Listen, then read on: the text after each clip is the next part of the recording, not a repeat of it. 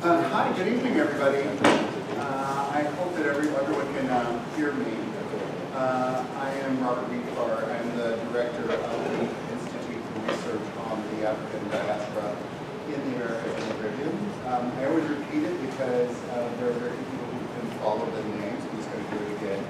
I'm the director of the Institute for Research on the African Diaspora in the Americas and the Caribbean at the Graduate Center of the City University of New York. So it's wonderful to have you here this evening at Writing Black Lives in the African American Food Struggle. I'm going to introduce our speakers in just a second, but I wanted to make a little apology because I was speaking before with Shola to my left, and I said we were talking about writing biography. She said, I don't write biography.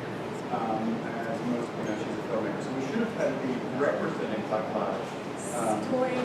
Storytelling. Black Lives in the African American Struggle. Can you hear me? That's better. Do you want me to do my whole spiel over again? No. You got that part. I have a little bit of business that I wanted to do. The first thing is to thank the New York Public Library, and particularly Carolyn Bruton, who's standing there demurely in the back. Big applause, big applause, big applause. She came to us with the idea of the NYPL providing space for people at the Graduate Center to do programming. This is a beautiful room. It is the Marsbridge Liebman Berger Forum. So thank you, Mom Berger, for allowing us to be in your forum. I also wanted to acknowledge our co-sponsors, the Leon Levy Center for Biography. Its director, Michael Gately, is here. Big applause.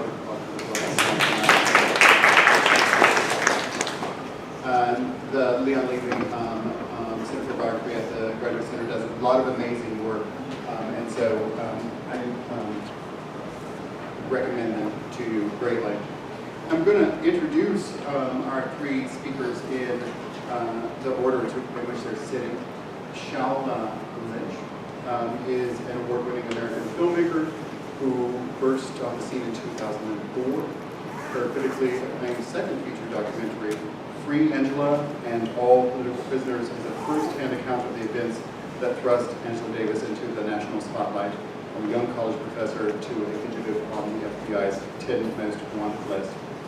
The film premiered at the Toronto International Film Festival and is distributed in the United States by Code Black and Lionsgate.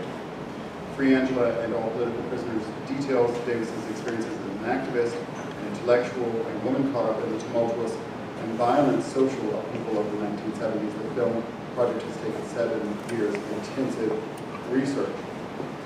Shola's first independent feature documentary, the one that I know you from, and actually I have to say I'm a little starstruck because I loved it so much, is Chisholm 72, Unbought and Unbossed, about Congresswoman Shola Chisholm's historic run for president in 1972. It premiered at the Sundance Film Festival, aired on PBS's POV series, and garnered 2 Independent Spirit Award nominations and a prestigious Peabody Award for Excellence. In addition to that, Shola is the curator of the moving and recorded sound division at the Schomburg Center for Research in Black Culture. So big, huge applause. Wow, that's a lot of work. You probably need to get a rest, or amazing. Jeanne Theoharis is a distinguished professor of history at Brooklyn College, and she's the author of numerous books and articles on the civil rights and Black power movements, the politics of race and education, social welfare, and civil rights in post-9/11 America. The book that we all know, I was going to say produced, but the book that we all know and have read and sort of swooned over, I should say. I'm also a little starstruck with you, Jane, more than a little starstruck, is The Rebellious Life of Mrs. Rosa Parks. And really, thank you for that work. Amazing. My understanding, some of the elves told me, is that a new edition is coming out next month. And I'm sorry, and I think that there's a new introduction. So we'll have to rush out and buy that. So next month, maybe in December. Time for the December 1st anniversary. Oh, fantastic, fantastic. She has written such an amazing amount of work that I can't actually get into all of it now. But I would like to point out that she's done several edited volumes with Kamosi Woodard, including groundwork, local Black freedom movements in America. Also, Want to Start a Revolution, Radical Women in the Black Freedom Struggle, and also Freedom North, Black Freedom Struggles Outside the South, 1940 to 1980. Also a woman who clearly does not get so much sleep. So thank you so much for being here, Jeanne, and also thank you personally for helping us to put together this panel. Big applause for Jeanne.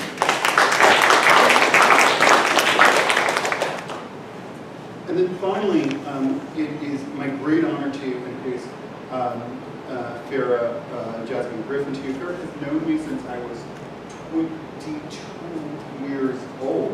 Oh my goodness. I know. And now I'm 32 and things are full 10 years.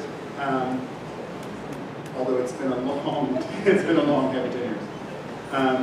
She is the William B. Ransford Professor of English and Comparative Literature and African American Studies. She's the William B. Professor of English and Comparative Literature and African American Studies at Columbia University, where she served as the director of the Institute for Research in African American Studies. She is the author of a number of amazing works, really groundbreaking works, including Who Set You Flowing, The African American Migration Narrative, and You Can't Be Free, The Mystery in Search of Billie Holiday. She has edited several collections of letters and essays, Pong at the Limits of Cool, Miles Davis, John Coltrane, and the Greatest Jazz Collaboration Ever. She is the editor of Beloved Sisters and Loving Friends, Letters from Patty Brown and Rebecca Primus. She's co-editor with Cheryl Fish of Stranger in the Village, 2 Centuries of African American Travel Writing, and co-editor with Rick Edwards and Robert Mealy of Uptown Conversations, the New Jazz Studies. Good golly, Miss Monk. And she is her, I think, latest book is Follow Nocturne, Women Artists and Progressive Politics During World War II, which delves into a largely unexplored aspect of Harlem's history in the years just before, during, and immediately after World War II.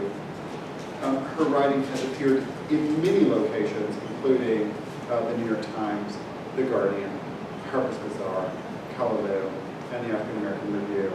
And she is a frequent commentator on WNPR's news and notes. So enormous applause for Farah.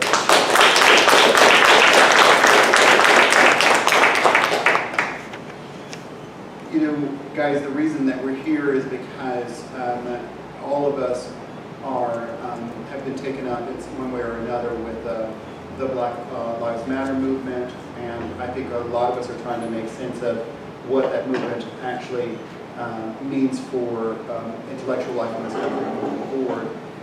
So that is the first question, but I thought I would just get you guys to just talk individually, maybe starting with you, Farah, about the work that you've done about representing Black lives and the individuals that you've done, and sort of why it is that you make those decisions. Thank you. Is this on? Yep. Well, first I want to thank you, Robert, for inviting me. I'm just thrilled and looking forward to this panel with my colleagues to have this conversation. So I think that I've always been interested in reading about lives. You know, and actually biography is one of my kind of favorite genres of reading, although I never really trained to be a biographer or thought about being a biographer. I think I came to writing things that are biographical because of my interest in history, and that it was really trying to use the lives of people who I found kind of on the page or in the archive as a way to illuminate an understanding of history, and to make it, you know, that it isn't just like these large kind of abstract historical forces, but to actually see how people are shaped by and help to shape what we come to know as history. So I think that the times when I have, and I've unlike Jeanne actually, I mean, I've never written a full life, and I'm sort of intimidated by the idea of writing a full life. I write phases of lives, and my excuse is I do that in order to illuminate a phase in history. So that's why I've chosen the subjects that I choose, and probably why I limited myself. And I greatly admire people who actually take on full life stories. Maybe one day I'll do that, but I haven't had the courage to do it yet. Yeah, so I wanted to first thank Robert and Michael and for organizing this, and then just how honored I am to be here with Farah and Shola and Robert. So I came to the biography of Rosa Parks a little bit circuitously, in part through my interest and work in the decade before it on the Northern Black freedom struggle and the politics of memory of the civil rights movement. And so I got very interested in Rosa Parks' funeral in 2005. And I did a talk on it, and I got asked to do an essay on it for a collection, and it was at that point I had to not just think about the politics of memory, but actually talk about who Rosa Parks actually was. Because, I don't know if people remember, Rosa Parks died in October 2005, and she became the first civilian to lie in honor in the U.S. Capitol. And I thought there was no coincidence that this happened less than 2 months after the devastation of Hurricane Katrina and the questions it was raising, and the ways that also the war in Iraq was kind of going awry. So it seemed like we needed to have a different kind of coffin in the U.S. Capitol. But I got asked to do this essay, and so in my head I was like, oh, there must be a good biography of Rosa Parks. I just can't think of it. It must have come out in the 80s. I start to look, and I discovered that there's no serious academic biography of Rosa Parks, no footnoted biography of Rosa Parks whatsoever, despite the bookshelves of young adult and school books on her. And so I do this essay, I do another essay on her, and then at that point I just started to feel like one of the points I was making about her was that she'd become a hero for children. And yet her life, her political life was so expansive that it allowed us to really see the texture of Black sort of politics across the 20th century. And so I sort of backed into the biography because, I think as Farah is mentioning, it is the kind of intimidating nature of trying to write a life. And I very much wrote a political life. I make no pretense that I understand her sort of personal life or faith. Well, there are lots of questions in this.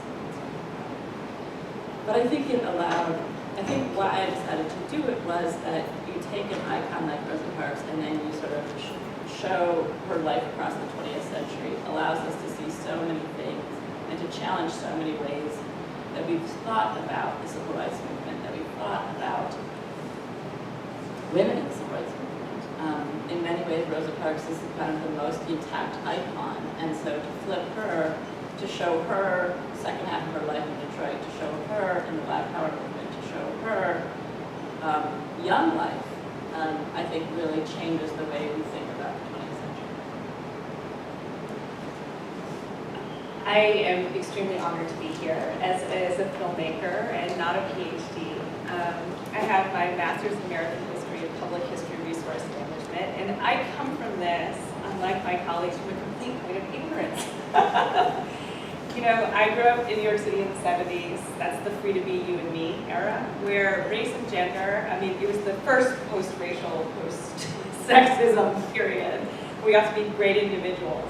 Didn't turn out that that was how everybody else in the country felt. So when I went to college, I discovered otherwise. And I searched for answers why.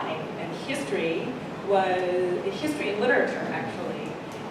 Literature more than history, come to think of it, because there were narrative stories. There were stories about individual people that I could relate to. But through history and literature, I became interested in wondering where I was in the past. And that journey led me into public history. Thought I was going to be a curator. Couldn't find a job curating. And as luck would have it, landed a job working for Ken Burns. Funny how that happens. And it was through filmmaking that I discovered the power of images and the power of voice in story. But then again, working for a filmmaker who does such great survey stories, I still couldn't find myself, so I challenged myself to direct a piece. And I heard on NPR Shirley Chisholm's birthday announced. And the announcement was something like, today is Congresswoman Shirley Chisholm's birthday, et cetera, et cetera. And I said, wow, she's still alive. And then it occurred to me, she's still alive. And I only really thought of history as dead people's history. And so I tracked her down. And while I was tracking her down, I did as much research as I could. And like Rosa Parks, there are a lot of children's books about her. But there were only the 2 books that she had written about her run for Congress and her run for president. And I had forgotten she ran for president in 1972. How is that possible? So I picked up my Paula Giddings book off my shelf, When and Where I Enter, and I read that as a freshman and think that was, et cetera. And I flipped to the 3 paragraphs on her run for president, and I had annotated in the margins, why would you do that? Question mark, exclamation point, when you know you're gonna lose, right? 18-year-old brave. Well, now, at the time, I was in my 20s, so I was so much more sophisticated. And I said, my gosh, that's absolutely the story. Why would this woman run for president?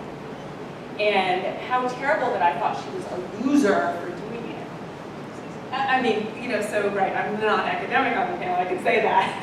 And she's not at all, but I became really interested in what we don't hear and don't see about certain people in history, particularly related to women and women of color. And that experience, I was hooked. And so when I looked for another subject, I was very attracted to Angela Davis. First of all, I thought it would be easier to raise money for it, the film, which was not the case. But I was very curious how a 26-year-old philosophy student, essentially a big old nerd, right, becomes an international political icon. I couldn't understand the A to Z on that. And so it's my curiosity, I won't say ignorance, I'll say it's my curiosity about certain stories and about kind of coloring in. The image that comes to mind is when you're a kid, you have those you have a piece of paper and you color it and then you cover it in black, and it looks like a black sheet of paper until you take a sharp object and you get to sketch out and you can design and see the nuance and see the colors that are behind. So it's that kind of digging that I'm interested in about Black lives. I wanted us to talk a little bit about you all's practices as creative people, but I just wanted to return to Farah saying that it sort of I couldn't have heard this correctly, that you were intimidated by the idea of writing a full life, which seems sort of nonsense to me, frankly. But I wanted to follow up on that and say, gosh, guys, I wonder in each of your cases how it is that you're not intimidated to deal with such larger-than-life figures, and how it is that you're not intimidated to be dealing with people who are so current in our imagination. So I think the person who deals with the sort of oldest subjects is actually Farah, but they're not, these are people who are walking around the planet today actually now. So why isn't it that as people who are interested in writing about life, you're not doing older topics, especially since it's even more intimidating to go talking about people that live? Well, I'd be curious, especially to hear from Shola. My first experience of kind of delving into biography was kind of, like you said, like sideways, right? And it was in a collection of letters that I edited about 2 19th century African-American women who were fascinating in that they wrote each other and that the letters survived. Well, at least one half of the correspondence survived. And, I became very interested in every aspect of their lives. And there was a sense of safety in that they were not famous, so no one was really invested in a version of them. They had lived, one of them died in 1932, and she was a very elderly woman. The other one died as a young woman in the 19th century. So I kind of felt more free in some ways to tell a story about them through their own words.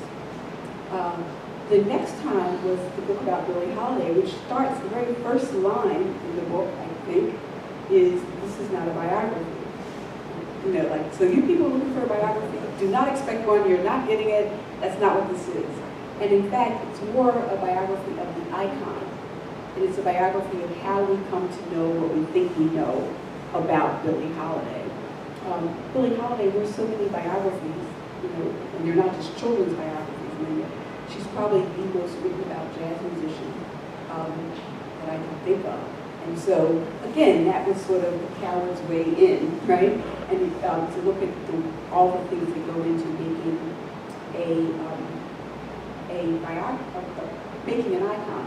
I learned a difficult lesson there. My last chapter in that book is about Abbie Lincoln, who was living alive at the time that I wrote it. And I think it's very hard to write about living subjects. You know, because we can talk about this, about the process of narrative. When you're creating a narrative, one, you're creating a narrative. And that means some things get left out, and some things get emphasized. And you try to make something coherent that is not coherent. Like, our lives aren't coherent. The narrative that we create make them that way. And sometimes living people aren't really happy with the way you choose to do that. Or they might be happy in the beginning, and then they aren't happy later on.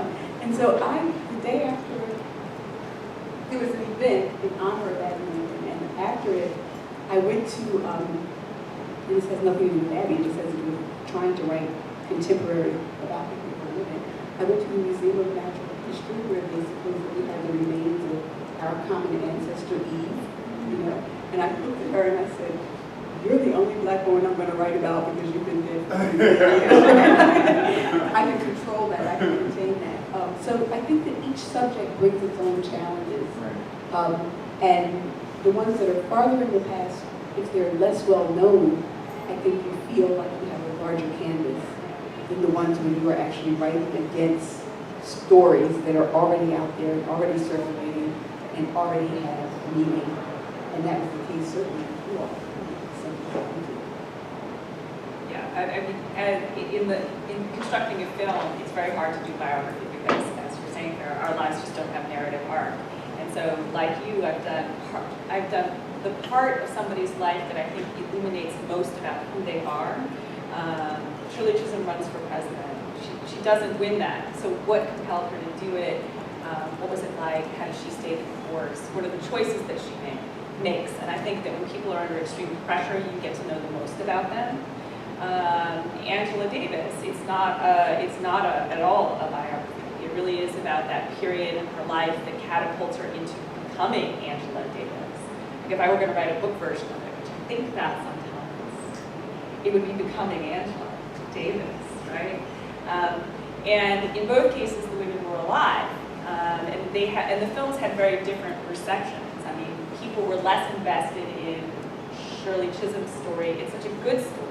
It's a noble story. It's one that works well for, I think, African Americans and women. The noble attempt and not to quite succeed, but holds us to, you know, the ideals of democracy. Angela is so much more complicated. First of all, she's smarter than all of us. She's better looking than all of us. She's better educated than all of us. And she wins at the end. Jezebel doesn't quite fit, Mammy does, you know, like, what is the archetype for that kind of, and she doesn't really care what you think about her. No. Right, and so first of all, so the reception of the film had, in many instances, had nothing to do with the film or the story or the content of the research, that I was going to get people who absolutely loved it and absolutely hated it because they were already invested in a story about her. But I can tell you that it's very intimidating to tell a story about somebody who's still alive because you're accountable to them. So it took 8 years to make that film, and there were points where I thought about quitting, right?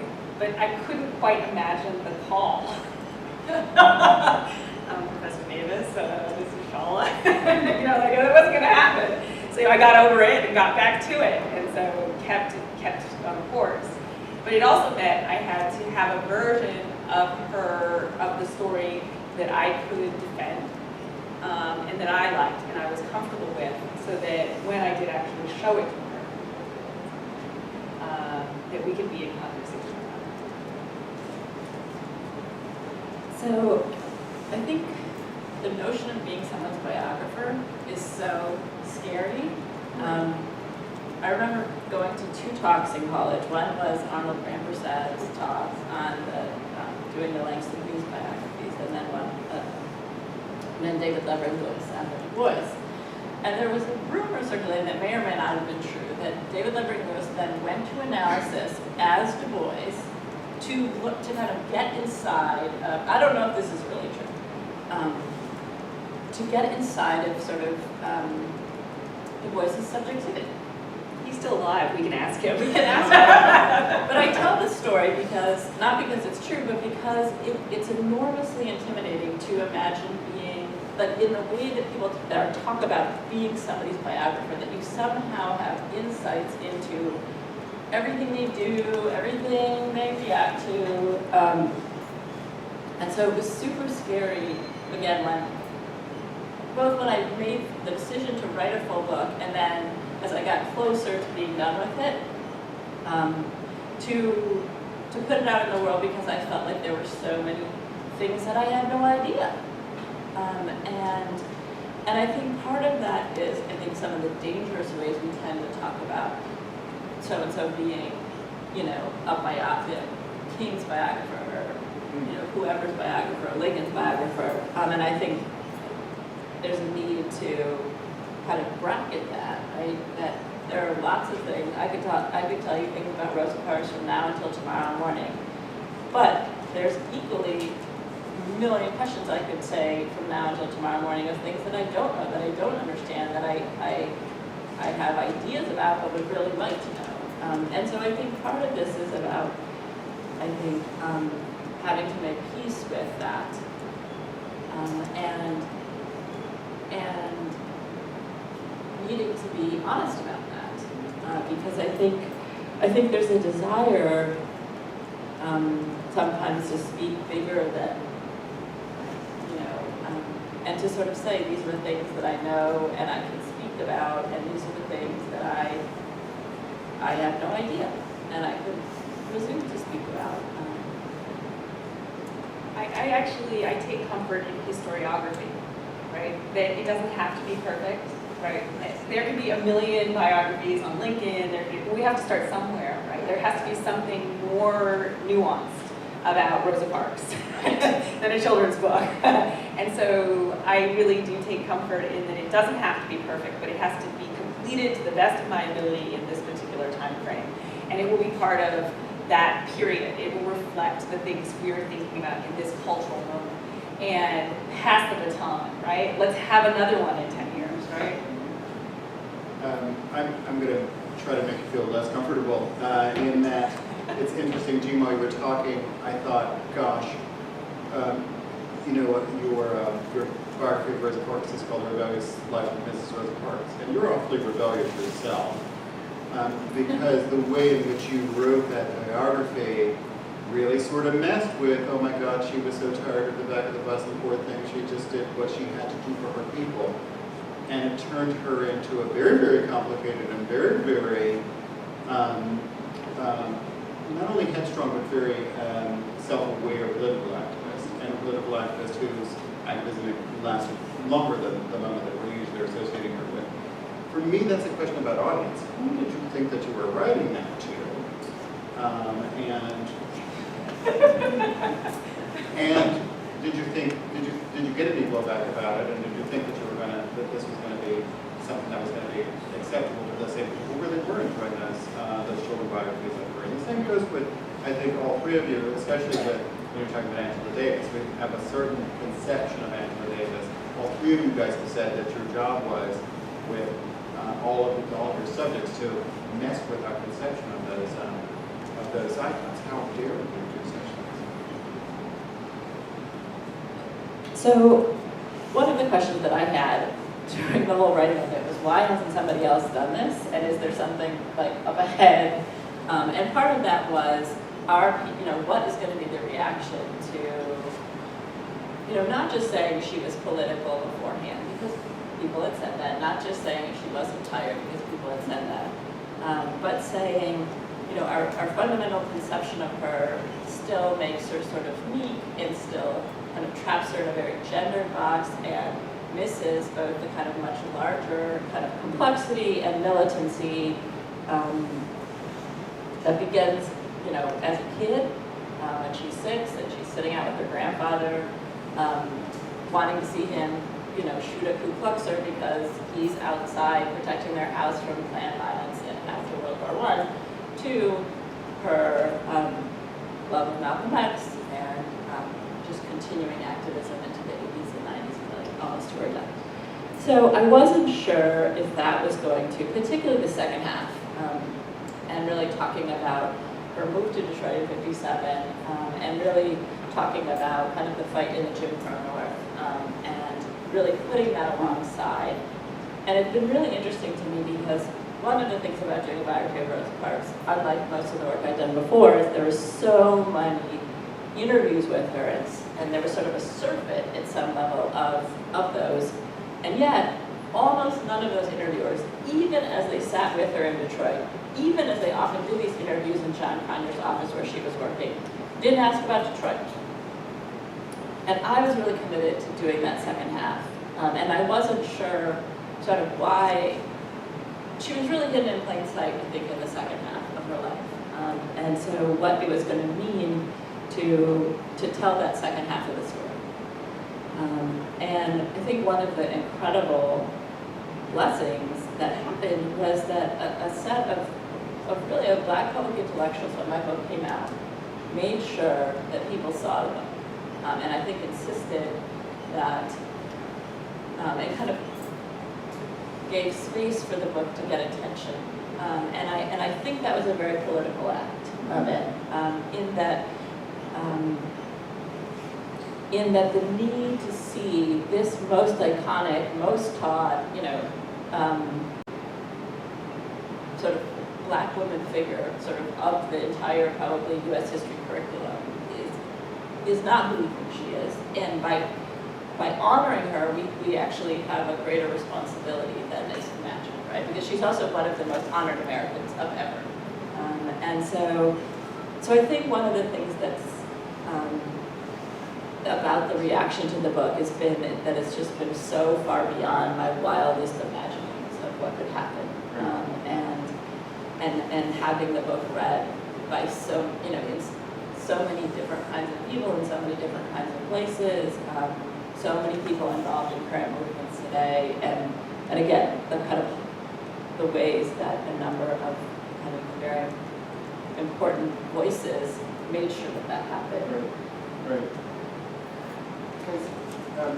Can I ask you, I want to ask my one real question that I want to ask not for the audience, but just for me.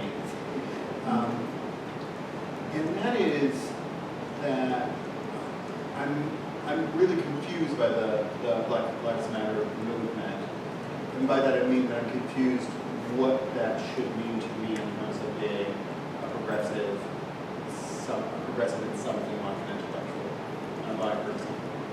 And so I wonder, I'm going to throw that on you guys and get you to answer that question for me.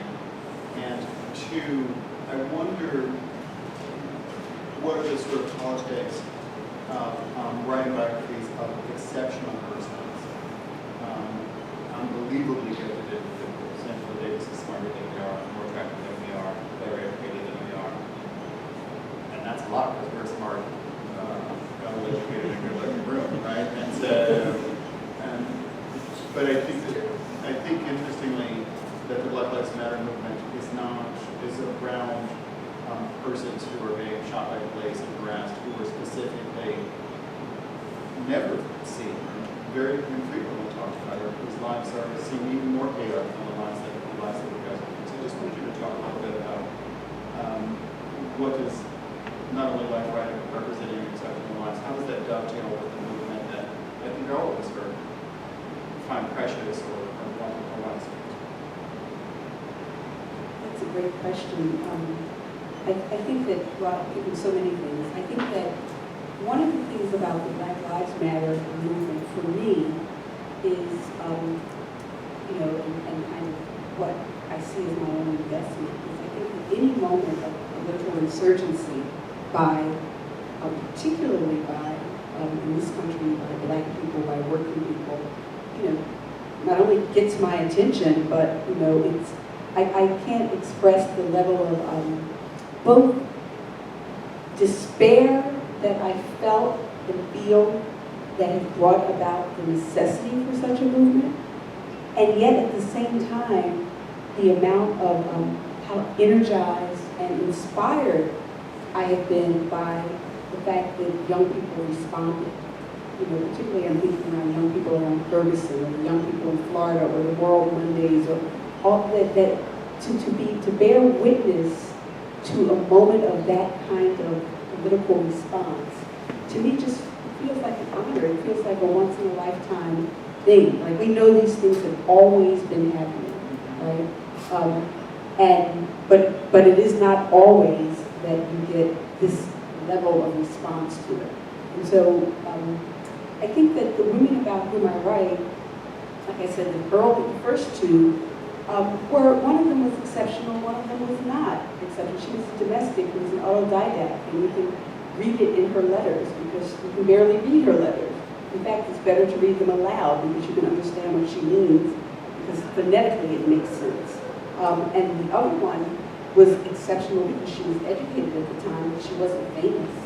And what she shared with the extraordinary women, because not all extraordinary people, I happen to write about people who have always felt that Black Lives Matter, that their work has always represented that, right? Ann Petrie, the novelist, writes about the kind of anonymous unknown ones in Harlem. She writes about police brutality in Harlem, right? So that it's not just that they're exceptional and extraordinary and that they're celebrities, but they happen to be people who, yes, you know, they might be especially gifted, but who then use those gifts to illuminate things that are beyond their exceptionality. Use their exceptionality to illuminate the conditions of everyday, ordinary peoples and the kind of quotidian difficulties and challenges and violences that those people make. And not every extraordinary person does that. So, I mean, I think what I've been interested in is what makes that person who did not have to go that way, who could have just rode on her individualism and her exceptionalism, decide that she needed to use that in order to illuminate what's happening that we don't always know or that we've always seen. That's certainly the case with Angela Davis. I mean, the film is so interesting because I had never really thought of the prison industrial complex and even the phrase and where that comes from. And you can see the genesis of that work in the film. And for her, it's personal. It is part of the Black Power, Black liberation movement. She never expected to be a star, ever. This was not really, she had an afro like everybody else had an afro. It wasn't an Angela Davis afro like we think of it now. And her interest was a personal one in the prison movement through George Jackson and freeing the Soul Dad brothers. And it was actually a relationship with him that developed through that, a personal relationship, but it was always the political aspect of it. And she thought it was absolutely incredible that so many people were in prison in 1970. And it's like 100,000 people in the country. And it was indeterminate sentencing. So George Jackson and several other people had been caught up in petty crimes and were given, you know, sentences like 1 year to life for stealing $70, or being conspiring to steal $70. And when you've served 10 years of a sentence like that, you don't feel like you're going to get out of prison. So you become a quote-unquote troublemaker. And so this was an important part in her life that extends to who she is today because of her involvement in the prison industrial complex, which is now a complex. So it was fascinating to see that connection. But it was also really important that the film be called Free Angela and All Political Prisoners, because there were other people who were part of her circumstance. And I'm thinking specifically of Shola Lynch, who was involved in the crime that took place on August 7th. He was one of the survivors. Angela Davis was brought up on charges of conspiracy, being quote-unquote the mastermind for kidnapping a judge. It all went wrong. A lot of people were killed. And so they were being tried together. And she did not want to sever him from her trial. She ended up having to do it for all kinds of reasons, legal reasons. But she had a movement around her, right? She was famous all over the world for being a communist. Eastern Bloc countries, there was a campaign for 1 million roses for Angela in East Germany. I mean, it was a worldwide movement to free Angela and all political prisoners. Yet when Michel was severed from that trial, he did not win his case. He's still in prison. And so I think part of her engagement, public engagement around these issues has to do with, in a way, survivor's guilt. And she didn't have to do any of this. So to your point, it's so interesting that when people make the choice not just around their own individualism and what they can shed light on a particular subject or a particular moment in history. And I think that part of her activism today around prisons has to do with the fact that she got out and so many people don't. And they're the anonymous people, right? Right, yeah. I mean, I think just to kind of look at it a different way, I think when you do a biography of somebody like Rosa Parks, who is exceptionally courageous, I think the question that I have taken at this moment is sort of, a little bit like, I should have like a bracelet, the sort of what would Rosa Parks do, kind of bracelet. And I guess there are two things that I think, again, we're going to take her exceptional example. The first is that I think people don't tend to think about the Montgomery bus boycott as a reaction to kind of criminal injustice. But I think it is, in part because 4 days before she makes her stand on the bus, there's a huge mass meeting in Montgomery because the organizer for the Emmett Till case has come to town to talk about the recent acquittal of the 2 men who lynched Emmett Till, and to try to keep attention to the case even though these 2 men are now going free. And so she's there, King's there, E. Nixon's there, they're all there, and she's kind of sickened and sad and incredibly angry and discouraged because unlike most of the cases they had worked on, there's actually an indictment, right? The 2 men actually go to trial, and yet and still no justice. And so we know what happens 4 days later, right? 4 days later, she, coming home, refuses to give up her seat on the bus. And she talks about thinking about Emmett Till in that moment. She talks about thinking about this idea of consent, right? That if she stood up, it meant she consented and she didn't. And I think part of the lesson I get from her there is that if we talk about this as a system of injustice, then you start somewhere, right? And that's the genius of that. You can't necessarily convict Bryant and Milan, the 2 men who had lynched Emmett Till, but you understand it as a system, and you understand that you don't necessarily have to be able to convict them to like hit at the system. So that's, I think, the first thing I take from her. And then the second thing is she was a lover of young people and the militancy of young people. And in 1967, for instance, she serves on a tribunal in Detroit around police brutality. And one of the organizers, who was very young at the time, told me that they had called her because she was such a respected person, and there's all these young militants in Detroit organizing this. And she says, well, if I can be helpful, I will come. And lots of people I interviewed sort of told similar stories of her in the 60s and 70s, basically being like, if I can be helpful, I will come. And so I think now, as a person more in my middle age, that idea, that sort of what you do is you show up. You say, if I can be helpful, I will come, and I'm not going to tell you how to do it. I'm not going to sort of think that because I've done a lot of things that I'm the one who knows the best, right? I will come and be part of the thing that you're planning. And so I think that's the kind of second lesson I take from her, is that lesson of, if I can be helpful, I will come. Thank you so much. it's funny because listening to three speak, I think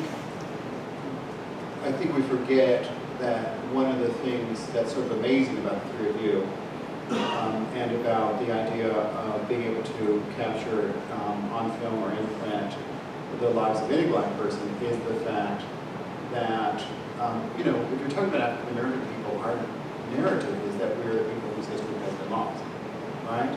So we're the people who have not a straightforward connection to our past. So I just wonder, I want to geek out a little bit, I'm sorry, nerd out a touch, and just ask you guys to talk a little bit about archives. It's about to the librarians in the room, and get you to just talk about how it is that you work with materials also. I know that you're yourself a curator, Shola, and so I want you to talk about your work as a curator, maybe what the politics of maintaining materials, how it is that you actually get access to the stuff that we're talking about, how it is that you're able to get enough materials, access to enough materials, paper, that would allow you to do the fine work that all three of you have done. I can start. I love stuff. I mean, I enjoy being at the Schomburg Center so much because there's an essay that he wrote, The Negro Digs Up His Past. You can Google it, it comes up, it's a PDF. And what he talks about, yes, what did I say? Schomburg. Yes, Arthur Schomburg, Arturo Schomburg, yes. His essay. And he's the founder of the Schomburg collection. And what he calls it is vindicating evidences. And he started collecting in a time when people didn't believe Black folks had history. And that he was going to collect papers and books and art and these vindicating evidences. And it's amazing to me, the Schomburg Center has just celebrated its 90th anniversary. And it's like the miracle of compound interest if you think about it. No other institution can compare with that because they're never going to get those 90 years. We're ahead by 90 years. And we have moving image and recorded sound, and we have papers, and we have photos, and we have art. And it's really important because we don't know when a certain subject or collection will resonate with a person or a time period. But we try and collect it and reflect the diaspora. And so I'm very pleased to be there as the curator for the Moving Image and Recorded Sound Division. I have particular fondness to those types of archival material because I think in some ways history is lost on us, but when we can hear somebody's voice, like James Baldwin, or Langston Hughes reading his poetry, or Sonia Sanchez live and in person, or on an LP reading her poetry, that it adds a sensory dimension. And when we add motion to that, it then creates a family for us. The risk of what would Rosa Parks do. I feel like I have, what would Shirley Chisholm do? What would Angela Davis do? And what would Jerry Tuck do? All of these. And so you collect a family and a legacy, and you reclaim your history in a way that you just reclaim it. Right. Not in a way, you do reclaim it. Right. And you have all these wonderful people to fortify you as you march ahead in time. So one of the hardest things about doing the book was that a whole huge collection of Rosa Parks' papers were caught up in a dispute over her estate, and a probate judge in Michigan had everybody at secret dollar signs. And so he'd given all of the materials to a very fancy celebrity auction house here in New York. And they priced them at this exorbitant price, and they were treating her like some sort of celebrity, and not like a serious political figure, and so they were allowing no scholars to come in and assess the material. So again, I spent years trying with other people to get that collection open, to basically make the argument that this was in part the kind of disgracing of Rosa Parks, and that it would be impossible to imagine selling papers of Martin Luther King, selling papers of James Baldwin, without bringing in a scholar to assess them, bringing in scholars. And I didn't succeed in getting to get those papers open, and we finally decided that I needed to publish it because it wasn't clear that they were ever going to be sold. They were priced at $8 to $10 million, and there was just, and then yes, I'm about to, yes. So basically, I published the book, and then about a year ago, Warren Buffett, son of Howard Buffett, broke the logjam, had read a story about the problem with the papers, and bought them, and donated them on a 10-year loan to the Library of Congress. And they opened in February. So it's amazing. It's an amazing sort of gift to history, and it is, like Shola's saying, you can go and you can see her handwriting, and you can see notes speech notes from the boycott, you can see, it's an amazing collection. But obviously it was a very intimidating moment because here, I'd written this whole biography. And Sorry, then, I didn't mean to laugh out loud. there are literally 7,500 documents and 2,500 pictures in the Library of Congress. And so I go to look at them, they invite me to come and help them sort of think about what's there. And it was both thrilling and so intimidating, right? Because, again, I've written the book without seeing it. And so they are amazing. That is why, as Robert opened with, that is why a new edition of my book is coming out with a new introduction. Because the press, by press speaking, understood that I needed to put a new introduction on the book to make it more complete, having now seen the papers. And the papers are amazing,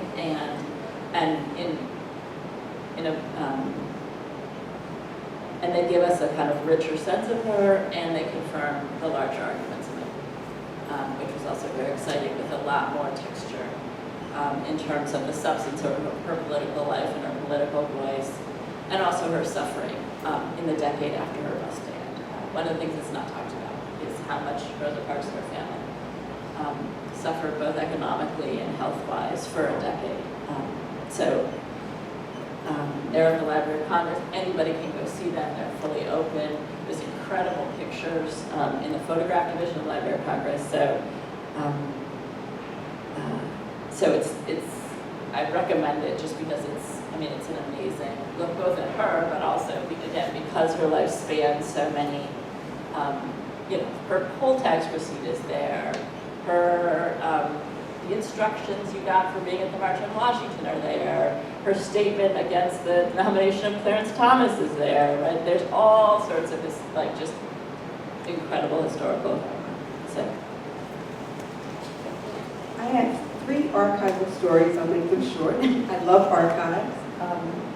So the first one, the collection of letters, had been in a hobby shop in Connecticut, and someone looked at them and said, oh, maybe these are significant, but we don't know, these aren't famous people, and so they gave them to the Connecticut Historical Society, and they've been sitting there since 1930-something.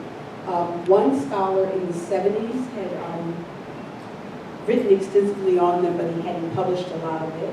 He worked for the Connecticut Historical Society and found them to be interesting in terms of what they revealed about Black Connecticut history, because both women are from Hartford. One of them is a domestic, one of them is a school teacher. The school teacher goes south to the eastern shore of Maryland and founds a school for the freedmen. Another scholar is writing a book on women's friendships, and she wanted to have diversity in her book, and so she wrote a chapter on Addie and Rebecca, these 2 women, because they're African-American women, and she notices that maybe, just maybe, there was possibly a romantic sexual relationship between the 2 women at some point in a long friendship, like maybe when they're teenagers, it seems there.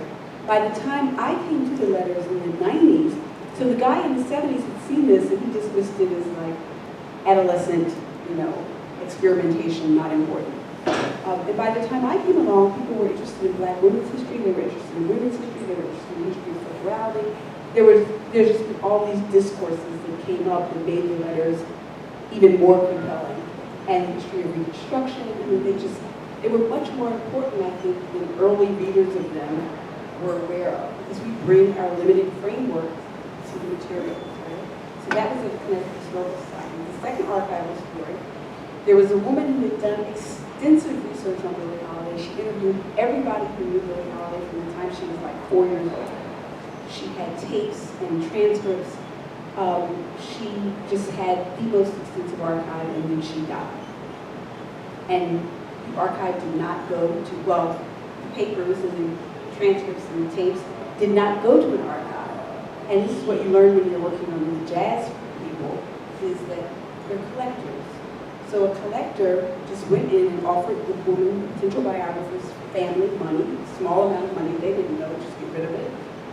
And he then promised to make the material available, but for a price. And when I was working on Billie Holiday, he said that it would cost $100,000 to see the paper. So that's another reason why I didn't write a conventional biography, because I never got access to those.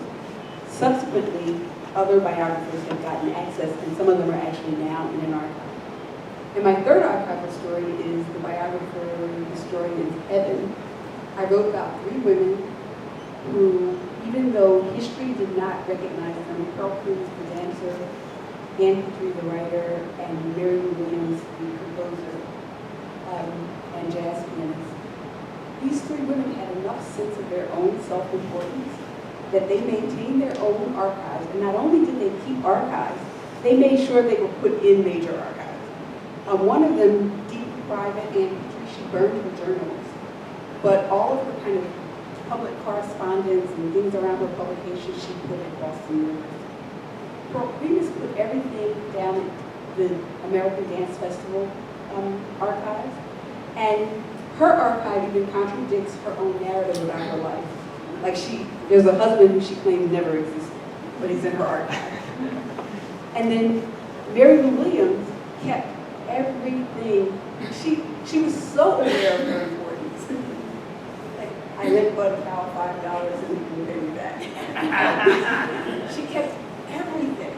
And so, and not only kept them, but then left them in the hands of a person who made sure they were given to an archive. So I have extensive experience with all kinds of archives, and I'm so grateful for those women who knew their own importance before historians did. I want to add from my personal experience in making films that actually what I ended up doing is creating archives, because there were no archives on Shirley Chisholm. She had her own papers, she was still alive, she had not donated them. And nobody had really thought about her run for president. So in the making of that film, I was doing primary research, going to every source possible, talking to as many people as possible, and created an enormous archive of material that now is at Brooklyn College, and it's part of the Shirley Chisholm archive. I'm really proud of that. It's like collecting the evidence. And the same with Angela Davis. And the thing that I want to really point out is, if you're working on a subject where people haven't been thinking about it, there is no Shirley Chisholm file necessarily. There is no Angela Davis file. And even if there is, you also have to look in kind of the anonymous files for material. So what do I mean? In searching for footage of Angela Davis, often there would be footage of either Kathleen Cleaver or Fania Davis, her sister, and because people couldn't tell them apart sometimes, or they would be miscategorized. Often I would find material in kind of miscellaneous bins and files.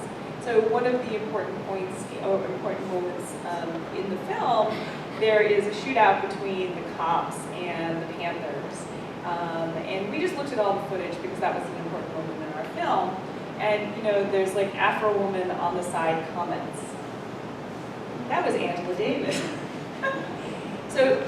Right, because whoever was organizing that material in a commercial archive, Angela Davis doesn't sell, so they're not thinking that that's an important thing to know on the index card or whatever, so it doesn't get into the computer, it doesn't get digitized.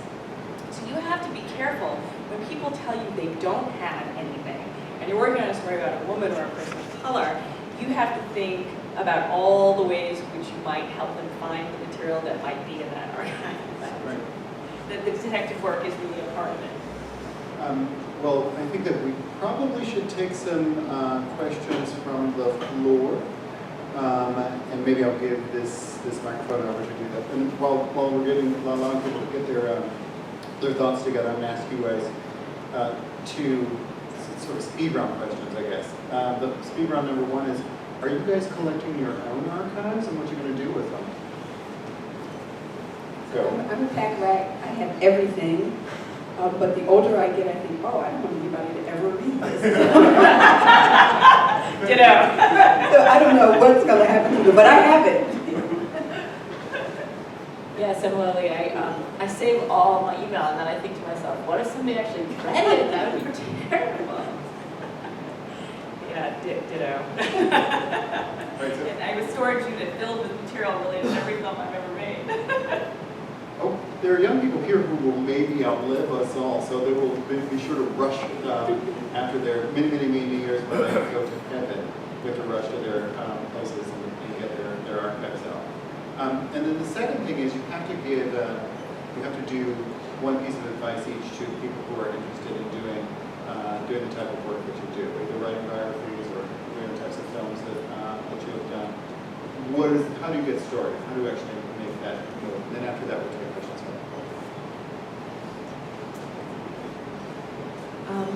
So one of the things that I think is really awesome about biography is you're telling a life that even though people's lives aren't lived linear, books are written in a linear chronological fashion. And so one of the great things about doing biography is you make some chapter markers in terms of like approximate dates, and then when you start researching, you can just start putting your research almost automatically into those chapters. And so one of the cool things I think about writing a biography is you don't have to be as clever about organization as most books that we write, and so you can just, I've found that you can be writing and researching in part because you mostly are going to tell a story in a chronological fashion, and so I guess my first piece of advice is that you just make your chapters, you have sort of, and obviously you're going to kind of slightly shift them in terms of what the dates of each chapter are going to be, but that you really can kind of start collecting your material from the very second that you start. I think you have to do it, you just jump in and you do it. And then I think you respect your subject enough to kind of sit back and say, okay, what story is being told to me? What story, there are many stories, what story am I being led to? What seem to be the consistencies? What seem to be the contradictions? I think the material will speak to you in terms of how it wants to be spoken about. And to be perseverance, not give up when you hit those bumps in the road. And I would also say, talk about what you're doing with as many people as possible, because you never know where good ideas come from, or where the interview with so-and-so who knew so-and-so who has something. I mean, I've had countless stories where just by talking about what I'm doing, somebody will call me up a little bit later, you know what, I can help you. And put it out to the universe. The universe does help you. Brings it back. Thank you. Oh, and also talk to librarians and archivists. They know a lot. And if it's someone who's already got a biography, don't be intimidated because the biographer didn't do it all. And don't be afraid to talk to the biographer, because if someone came to me about one of my subjects, I had a ton of stuff that I found out since I published the book. Wow. That if I'd known about it before, it would have gone, it's not there. So talk to the people who have already written about the subject or written about someone close to you. Okay, thank you so much.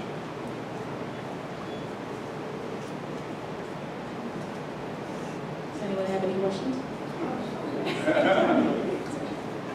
I don't know your name, can you hear me? The biography about Reid-Pharr, I'd like to verify this, that I heard that she was a seasoned activist long before the boycott, and she had planned, and that even the press releases were already written when she did that, whether it was true or not, and that I heard that the NAACP and other groups wanted an educated, light-skinned person to do this because darker-skinned, less educated people had done this before, and they wanted the publicity to work. Can you verify that, or have you heard about it? Right. So parts of that are true and parts of that are myth. So absolutely, Rosa Parks is not at all the first person to make the stand on this. That year, 2 other young women had made stands, but there had been sort of a trickle of people making stands on the bus, particularly in the decade after World War II. And sometimes it's talked about that Claudette Colvin, who's the 15-year-old in March who's arrested, is the first. She's not. So there's this whole trickle of people who make stands. Rosa Parks' neighbor in 1950 is killed by police for his bus stand. So in many ways, the history of bus resistance is even bigger than we know. Absolutely, they were thinking about bringing a test case. This is the year after Brown. It is a new legal climate. But it is not planned. She is not a freedom rider. She doesn't go on the bus that day to make the stand. In fact, she lets a bus pass that night that's too crowded. I suspect that she and many other people in Montgomery had talked about what they would do if they were asked to move, particularly in the wake of Claudette Colvin's case. Rosa Parks had been one of the fundraisers around Claudette Colvin's case. Again, she's the 15-year-old who's arrested in March. There is a tremendous amount of community outrage around Colvin's arrest. It does not turn into a full-on boycott, I think for a number of reasons, some of which you've alluded to, right? Colvin is poor. She's also 15, so in many ways I think understanding kind of the anti-youth thing that happens there. But the judge is also really savvy in Colvin's case. The judge throws out the segregation charge in Colvin's case. So Colvin is actually only convicted of an assault to an officer. But I think the final thing, I guess I would say two things. The final thing is that I think one of the ways we tell the story is we miss that outrage accumulates. And so I, in my research, really came to believe that people would not have done what they did around Rosa Parks had Colvin not done what she did.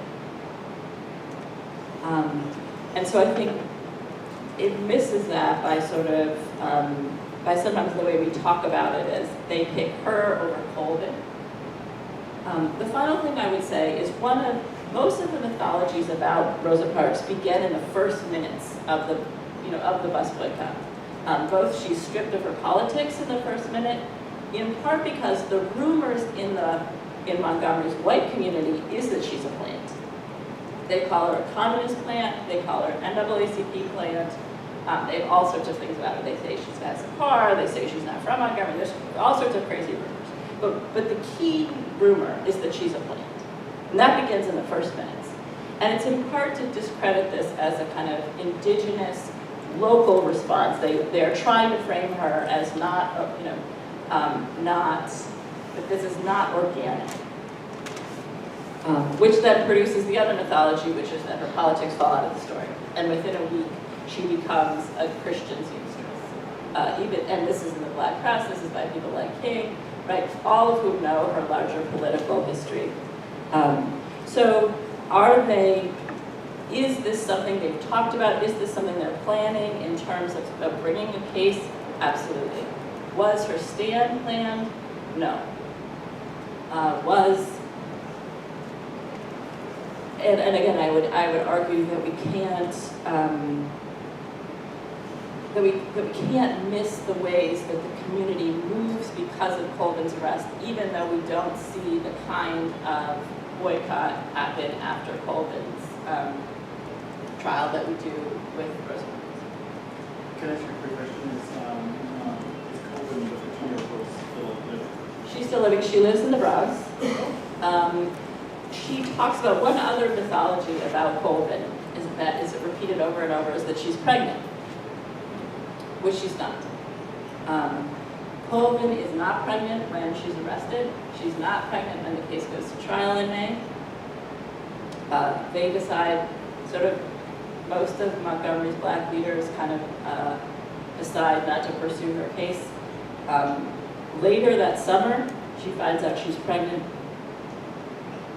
Then that's read back into the story. It's sort of a confirmation bias kind of thing, where people feel even better about not sort of pursuing her case. there's an amazing book that Philip Hoos did with Claudette Colvin called Toys Toward Justice, and in that book, Colvin talks about Rosa Parks being kind of the only kind of a civil rights activist who kind of sticks with her that summer, and Parks is trying to get Colvin to be active in her youth council, and I think Colvin finds it. Rosa Parks is constantly making Colvin tell her story, and Colvin talks about how she thinks people get bored with it. So Colvin is living here in the Bronx, and is still alive. Other questions?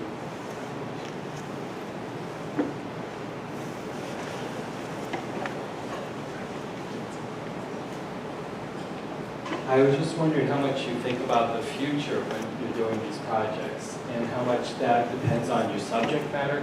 And I was thinking, Robert, I think you wrote an introduction to the Equiano narrative, and you describe him as a modern person, and a class was trying to figure out what you meant by that. But it seems like with these really notable people who stood up to a system and gained notoriety for changing the terms that we live in, we kind of, without being cliche, think of them as ahead of their time, versus what you were talking about earlier with the Black Lives Matter and people who maybe would go in some circumstances unremarked upon, or the letters that you were talking about. So I guess I'm wondering, just when you're doing the projects, you're talking about following in people's footsteps, but how much you think you're doing work for the future, and how that kind of depends on your subject as well. One of the things I found with so many of these people, or even like Du Bois or something, we tend to think that they are prophetic because they speak to our time. But what I realize about my subjects at least is that they are just so attuned to their own time. Like their ear is so close to the ground, and they're so kind of sensitive to it and attuned to it and representing it so well that when those threads run historically through, it seems like they're looking at us prophetically. But in fact, I think it teaches us about the depth, historical depth of the things that we're dealing with. I think it was the Mike Brown case, or it might have been Trayvon, one of the cases where they described one of these young men as being almost like the Hulk or whatever. And she has this great passage in the street where she says, there's a young boy who had been killed by a police officer, and he had been trying to rob a store. And she looks at him, and he's so little and frail. And then the character says, but tomorrow in the newspaper, they're going to describe him as a burly Negro. And she goes on and on about how this person who she sees is going to be represented. And I just posted it after that. And everyone was like, oh my gosh, she could see into the future. I'm like, no, this has just got a long history. And she was attentive to her time.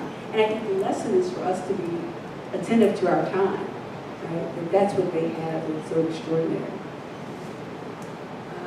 I would only add, I think of it in a different way, because I'm looking to the past in a way to validate my present. I'm looking for who I could have been, or what the stories are, because it is an anti-erasure, I guess. And so I want to unearth all of these people because they must have existed. And so it's a little bit of and so that will be, so the next generation, so my daughter, won't have that same problem. She'll be able to unearth other people, other stories. She'll have a better sense of history, her history. And I think the challenge of doing somebody like Rosa Parks is to kind of actually get her into the present, right? Because in so many ways, Rosa Parks is honored as like the distant past. And she tells these funny stories about how she would get questions, particularly as she becomes more of an icon, which really happens sort of in the 90s, where they'd ask her if she knew Harriet Tubman. And so I felt like one of my challenges was to kind of, that I think there's a kind of self-satisfaction in the way that people approach Rosa Parks of just like, she did this thing that's in the way past, and now we're done with that, right? And so my challenge was to get her into the present in many ways, and to kind of confound this, like, the ways that she becomes like trapped as like black every woman, right? So of course she must have known Harriet Tubman even though they lived in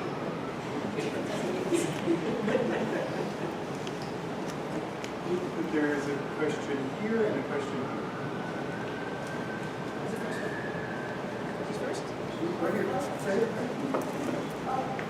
I'm just curious, since the 70s were such a tumultuous time, did Angela Davis keep diaries, and did she keep all of this stuff?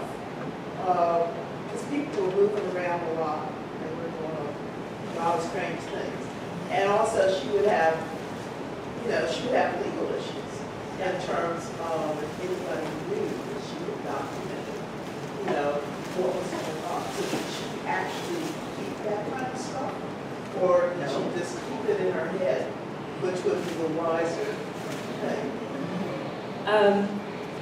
She did not keep a lot of that stuff from this period in which the film takes place, because precisely, as you were saying, she was on the run, she was very busy, but people wrote letters, and some of those letters did survive. And I found, I really honestly, I hate to say this, but the best resource, paper resource related to this period in her life, and all the people involved, were the FBI files. Boy, the FBI is meticulous. They note the date, the time, who is present, and it was fascinating to discover that her parents, in their activism down south of Birmingham, were noted in various files. When Angela Davis got a scholarship to go from Birmingham to New York City to study in high school, all of the groups that she was a part of were infiltrated by the FBI. So the FBI had reportings on her from the time she was about 16. Those letters that she wrote to George Jackson in and out of prison, guess who had copies of those letters? It was absolutely incredible. They knew where, and they tracked where she was finally when she was on the run. And so the FBI files were the greatest resource because sometimes we don't remember. They're an incredible archive. Julie Holliday's FBI file, Pearl Primus's FBI file. If you want to know where they were on June 3rd, 1944 at 2 a.m., the FBI can tell you who they were with. They won't remember, but the FBI file will also remember. No, she didn't. So what I think happened was that it was the FBI threw it out.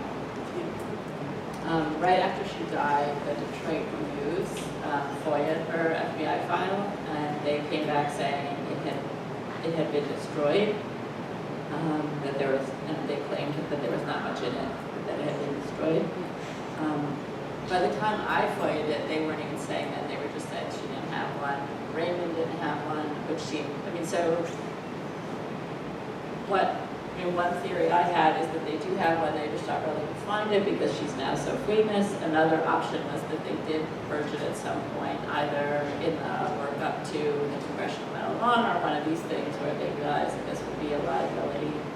The third thing was there was a huge purge of unimportant FBI files as in the move towards the church committees had, expanded access, and so it may have been that Rosa and Raymond's files, Raymond, her husband, was very active in the Scottsboro case, and both of them were, but Raymond was more so, I also think it seems completely unlikely that they didn't have a file on him, but they did survive.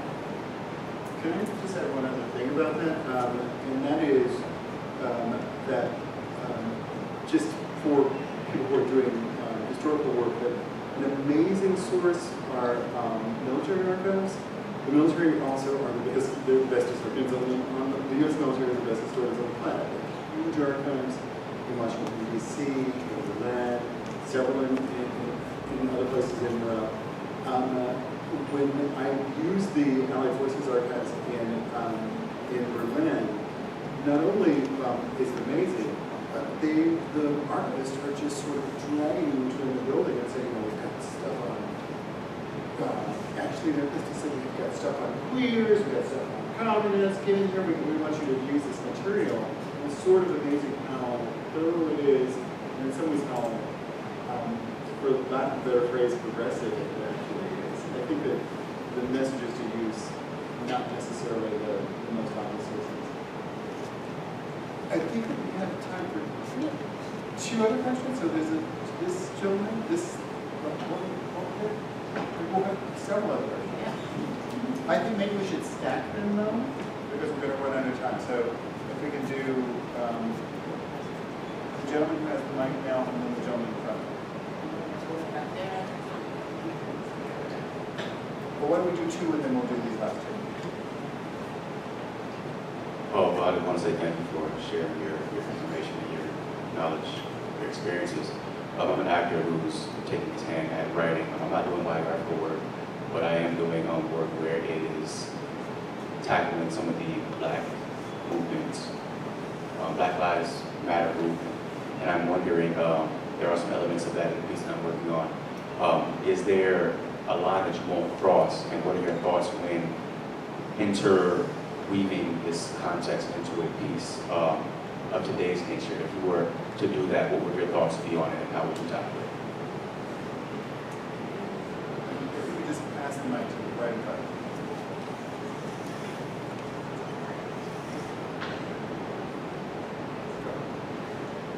Oh, Go. oh, okay.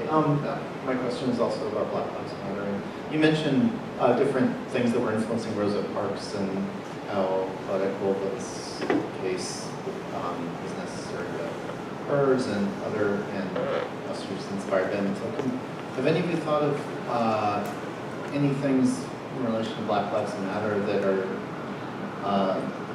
maybe of a movement variety that are necessary to it, like whether it's the social justice aspects of Occupy Wall Street or even further afield that have had an influence on Black Lives Matter? I'll just do a quick question. So with Billie Holiday, I didn't touch upon her sex life because the biographers who'd written about her were so obsessed with her sex life. And I thought that said more about them than it did about what I could say in any way.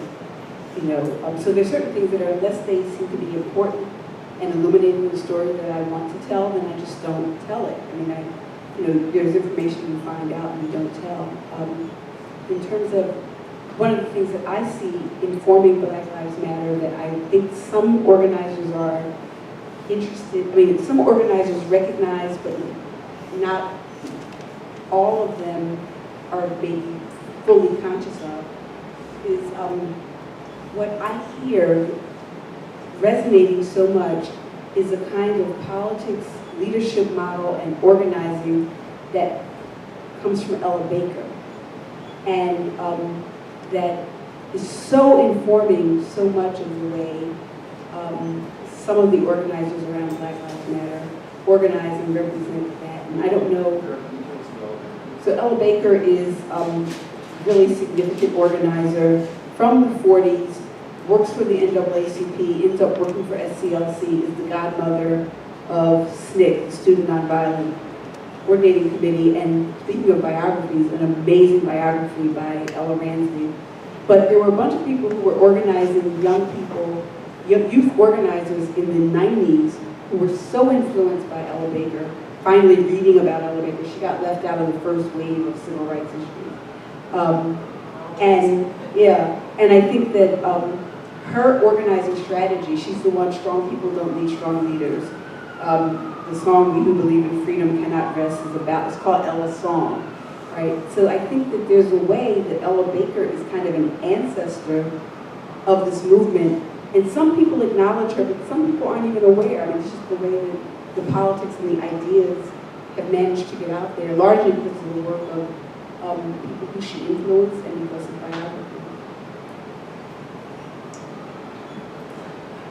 I would only say authenticity.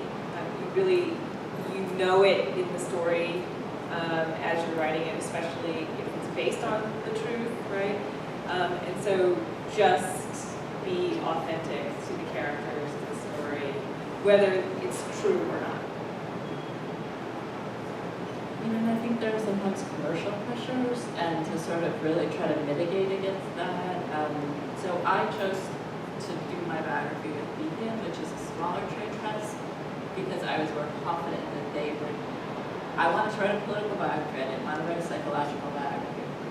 And and I felt like, a lot of people were like, no, you should take it to like, you should take it to the Britain House, and that might have been a great thing to do, but I felt like I was less sure that I wouldn't get pressure to make it psychological, and I didn't, which again, I think there are great psychological biographies out there, but that's not what I wanted to do, and so I think just,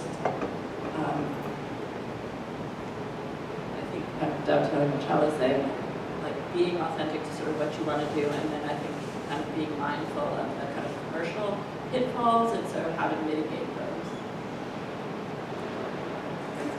Two people here, but Tim, and there was one other person who had their hand up. There's a person in the back. Your hand up? So we'll do Tim and then we'll do you as well. Thank you, wonderful panel.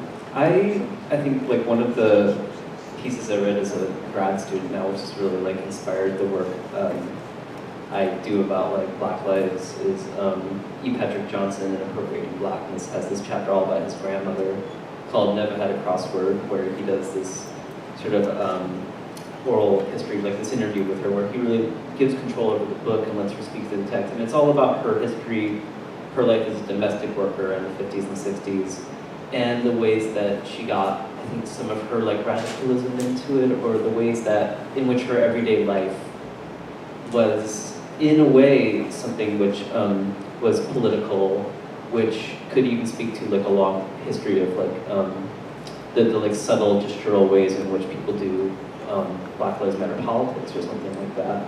And I'm just wondering for the three of you, and you too, Robert, if there's anyone whose lives who like has like such a small or ephemeral life where they are seen as not to matter in some ways, that you would like to see them written about, or you'd like to see their stories told, or if that's something that interests you, especially when actions right now in Black Lives Matter is such a visible thing, like direct action.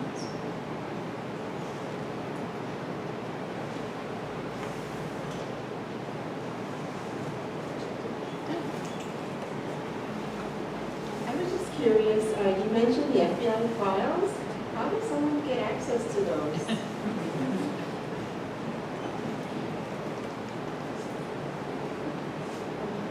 In answer to your question, I would like to see biographies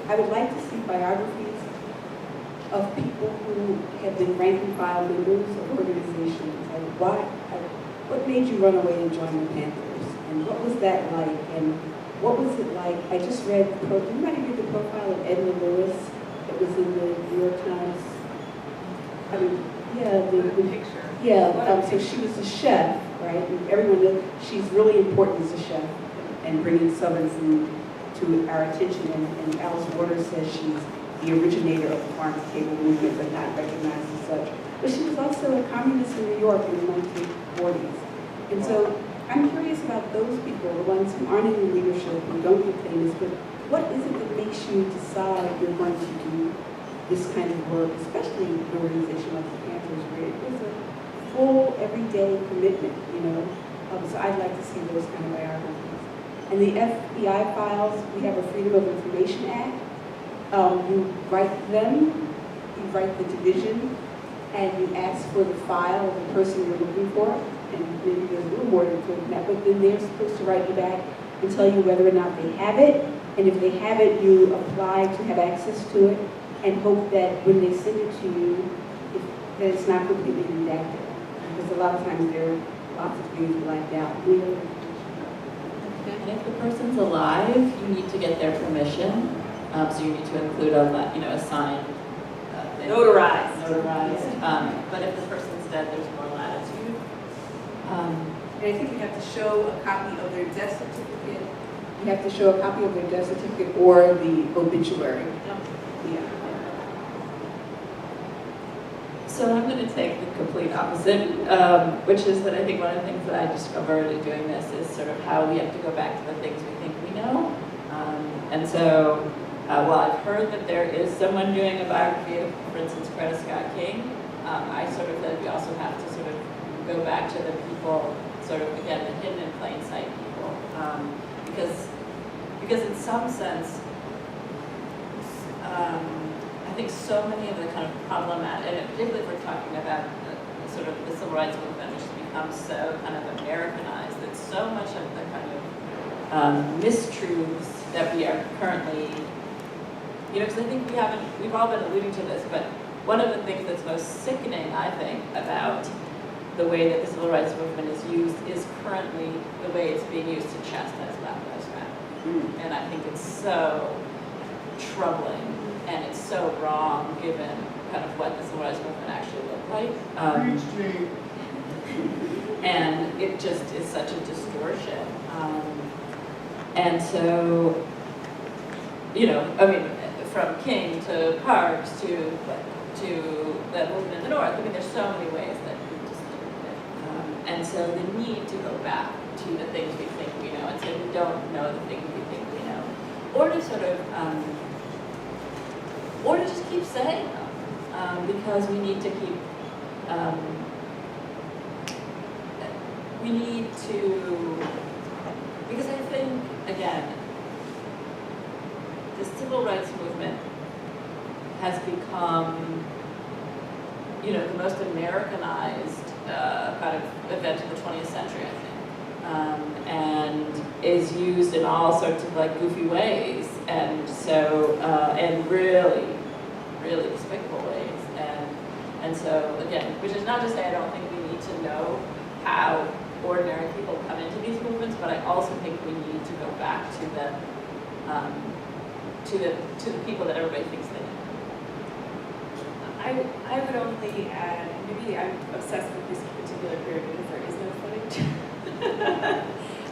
I've been thinking a lot about slavery, and maybe it comes from seeing 12 Years a Slave, maybe it comes from other things, and really trying to understand how an ordinary woman, Black woman, lives, and what that was like. And a lot of the writing kind of touches around it, and then their oral histories. And so really what I enjoy is the kind of detective, the puzzle work of piecing it together to find more information. And I think then it informs some of the other stories that we know. Because right now I think a lot about Harriet Tubman. And I've been kind of surprised to discover she was 26 when she first freed herself from slavery. She was married to a free man. He forbid her to go. She did it anyway. That whole act of going from the South to the North alone, and that was not her first attempt, emboldened her so much that when she connected with other like-minded people, developed into being a freedom fighter and went back down south over and over again and rescued hundreds of people. How come we don't see that strategic genius? We think of a little old lady, right? We think of a little old lady because all the photographs of her are from her late 40s, 50s, and then darn near 90s.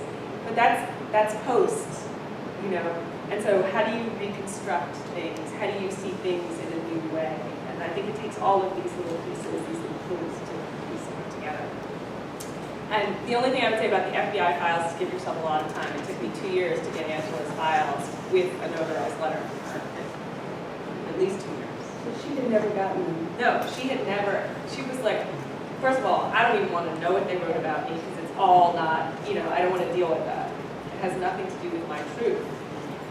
And in fact, there's a moment in the film where it's actually a tender moment between her and George Jackson, but they're in prison, so people are watching, including the FBI. And first of all, people accused me of making up this meeting between the two of them that turned into this tender moment that's in the film. But the FBI was there and they noted it, and they wrote about it like it was pornography.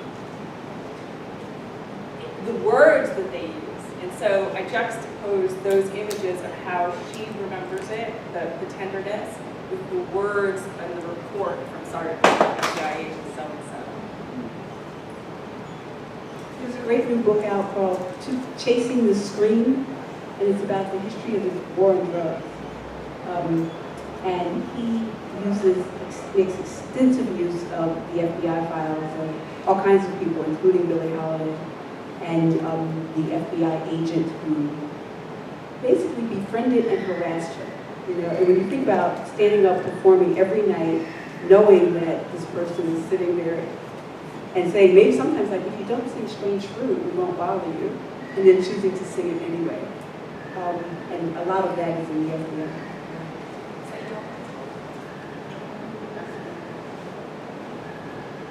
Guys, I'm assuming there are no more questions for the evening. Okay. Well, I'm going to assume. I don't even really need a mic to say this. Thank you, Doug. I just wondered if each of you could maybe say a few words about what your next projects are going to be. Wow. Thank you. Moderator's assistant. I'll go first because I basically already have. It's my next project is called The Outlaw, and it is a narrative, and I'm doing research on it. And the way that I pitch it is I never use the woman's name until the end. I describe her young, 26, married to a free man, enslaved, frees herself. I do, you're riveted, and then I say the outlaw, Harriet Tubman.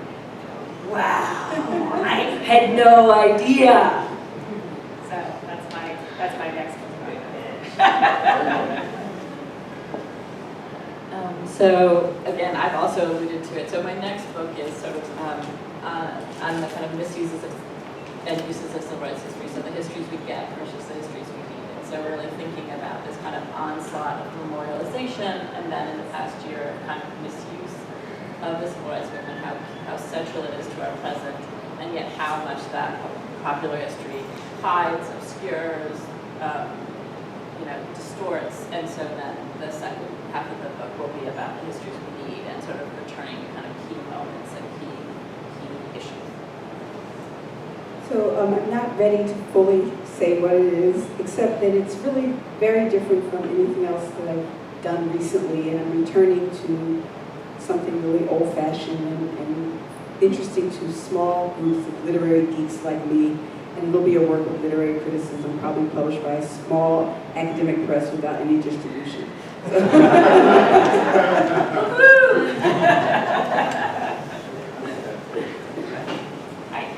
do want to add one thing. I think it's so important, this work, because what we each create when we do this is a cultural artifact that exists. Nobody can take that away from us. Nobody can argue with that. It's a fact. And it exists in a place in the library and an archive to engage with whenever they are ready. And there is real power in that. Even if only 3 people read it when it first comes out, right? Or there's power. Well, what a wonderful way to end the evening. I just want to say that you guys have been fantastic. One of the things that is horrible about my job is that I often spend my evenings making brilliant people stop talking. So you'll forgive me for that. But I hope that you guys will join me in thanking